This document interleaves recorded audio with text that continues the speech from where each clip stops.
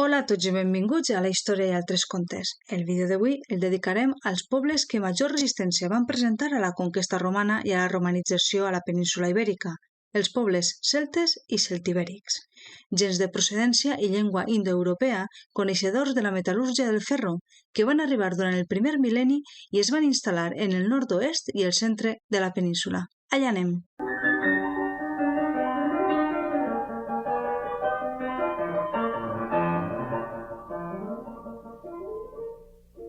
La cultura celta es va estendre pel centre, nord i oest de la península ibèrica.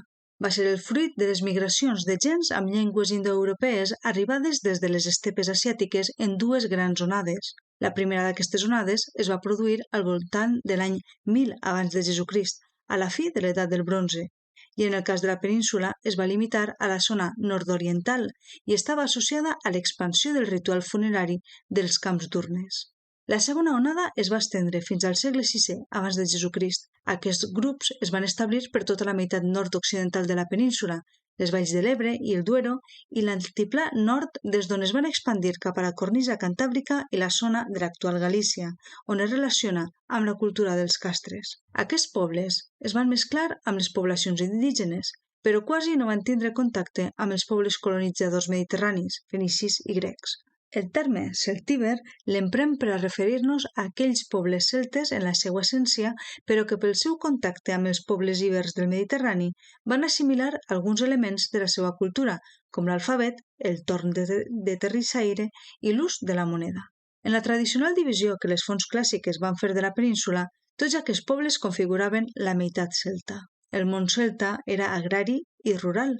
La seva economia es basava en l'agricultura i la ramaderia i la importància de cada activitat depenia de la zona ocupada per cada tribu o grup. L'agricultura era extensiva i de secà i predominaven els cereals, blat, ordi i mill, però també les lleguminoses. Podria tractar-se d'un sistema de rotació de cultius, cereal i lleguminosa, per a mantenir la productivitat de la terra. Abunden els jaciments celtes i celtibèrics les sitges per a emmagatzemar el gra. L'estudi dels recipients per a la conservació i dels molins indica que, junt amb el cereal, les bellotes van ser una part essencial de la dieta, per la qual cosa la seva recol·lecció va ser una activitat habitual i clau per a l'alimentació. De la fermentació del cereal obtenien la caèlia, una beguda similar a la cervesa citada per Plini. Fins i tot s'ha trobat al jaciment de Segeda un cup datat entre l'any 200 i el 150 abans de Jesucrist que es va utilitzar per a l'elaboració del vi. La ramaderia menor va ser molt important, especialment d'ovelles i cabres.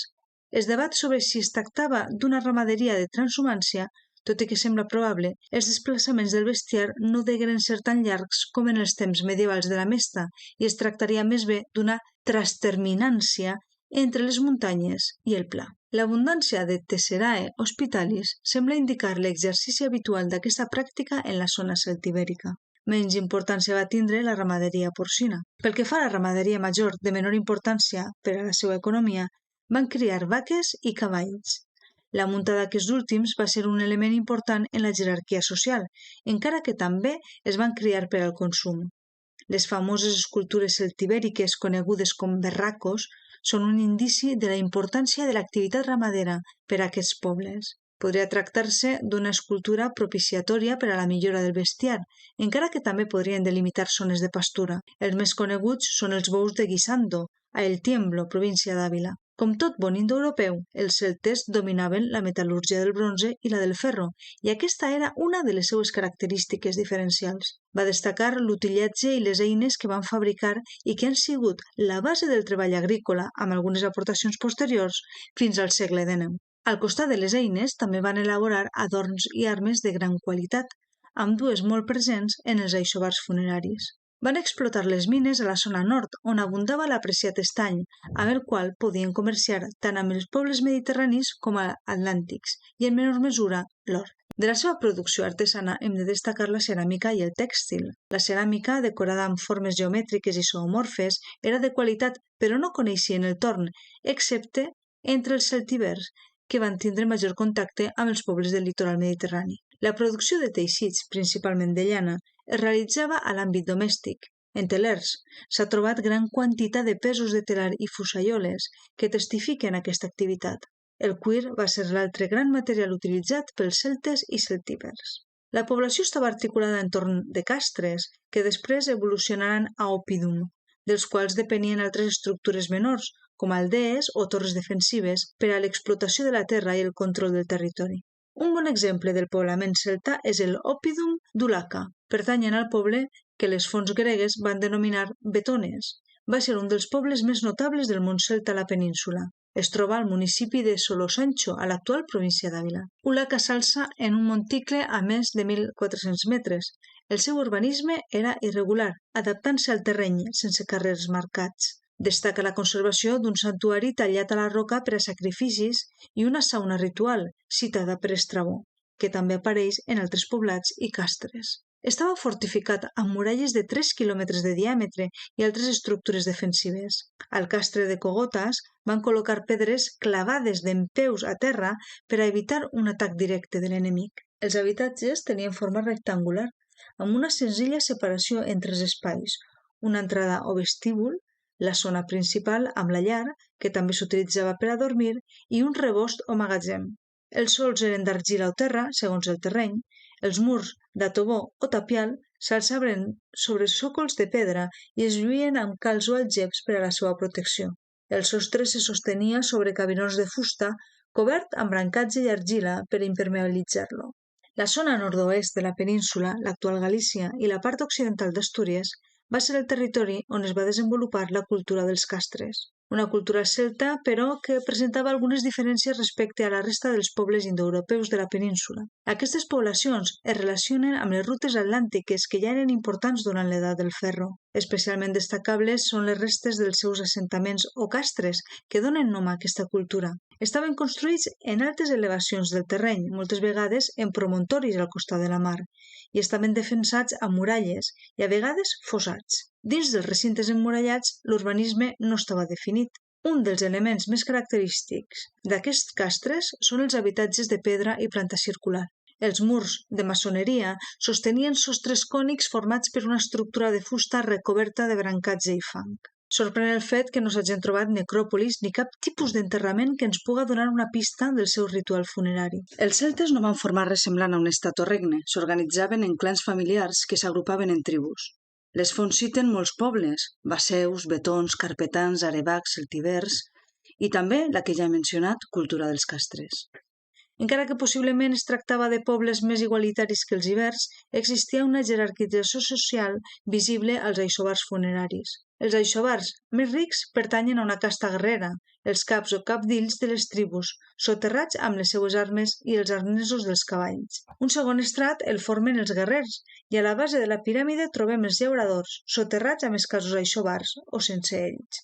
La religiositat dels celtibers i dels celtes peninsulars és difícil de conèixer per la falta de fonts. Igual que la resta de pobles indoeuropeus, eren politeistes i és Lugh una deïtat masculina i solar de la qual trobem més referències en l'epigrafia i la toponímia. Escassegen també les referències als seus ritus religiosos, excepte la ceràmica numantina, on trobem escenes de sacrifici de pardals. Podem deduir celebracions i rituals similars a la de la resta del món celta, amb variacions locals o tribals.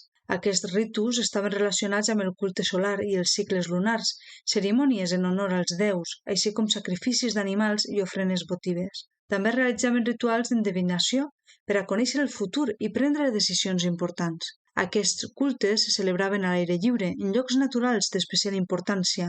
Els pobles celtes no solien construir temples. Tant celtes com celtibers practicaven la incineració com ritual funerari, recollint les restes en urnes que soterraven en clots juntament amb l'aixovar, que segons la classe social podia incloure armes, joies, adorns o altres objectes. Aquestes senzilles tombes podien estar marcades amb esteles o túmuls. Les fonts antigues, com Sili Itàlic i Elià Tàctic, es fan ressò d'una pràctica funerària que consisteix en exposar els cadàvers dels guerrers morts en combat en un lloc elevat perquè siguen devorats per vòltors, animals que consideraven psicopompos. Segons Itàlic, els celtibers consideren un honor morir en combat i un crim cremar el cadàver del guerrer així mort, perquè creuen que la seva ànima remunta als déus del cel en devorar el cos jacent el voltor. I segons Elià, fent referència als baseus, Donen sepultura en el foc a qui mor per malaltia, però qui perd la vida en la guerra, el llancen als voltors, que estimen com a animals sagrats. Els pobles celtes i celtibèrics van emprar llengües indoeuropees. Comptem amb nombroses mostres d'escriptura celtibèrica que daten entre el segle II abans de Jesucrist i l'època d'August. Van utilitzar diversos suports com la pedra, la ceràmica o plaques de metall, especialment el bronze. Trobem diversos tipus d'inscripcions, epitafis i escrits relacionats amb pràctiques religioses, inscripcions rupestres, monedes, grafits en ceràmiques i les tesseres d'hospitalitat. Van utilitzar l'alfabet ibèric del nord-oest o signari paleohispànic, adaptant-lo a la seva llengua. Una de les peculiaritats d'aquesta escriptura és la de combinar caràcters sil·làbics amb alfabètics, augmentant els segons amb la influència romana. Igual que ocorre amb l'escriptura dels ibers, es pot llegir però no s'ha desxifrat el seu significat. La conquesta romana dels pobles celtes i celtibèrics va ser una tasca llarga, àrdua i que va quedar inacabada. Les anomenades guerres celtibèriques es van prolongar durant 5 dècades des del 181 fins al 133 abans de Jesucrist, encara que la lluita havia començat abans i es va prolongar molt després, sent un autèntic malson per a les legions romanes. Aquestes guerres ens han deixat episodis tan coneguts com la resistència de Viriat. La seva mort la veiem així representada per José Madrazo en un impecable quadre neoclàssic. O la guerra de Numància, amb el setge i la destrucció de la ciutat. L'entrada dels romans i el suïcidi dels numantins és el moment escollit per Alejo Vera per a la seva obra, aquesta vegada amb un estil romàntic. Ja hem dit que la conquesta no va ser completa. Malgrat les campanyes realitzades en temps de Cèsar August en les guerres càntabres, moltes tribus i poblacions en la zona nord només van ser nominalment conquistats i la seva romanització pràcticament nul·la. En general, les poblacions celtes i celtibèriques van presentar una major resistència a la romanització que les ibèriques de les zones litorals. I fins ací el nostre recorregut pels pobles celtes i celtibèrics que van habitar la península ibèrica. Esperem que us hagi resultat interessant. Ens veiem en pròxims vídeos de la història i altres contes.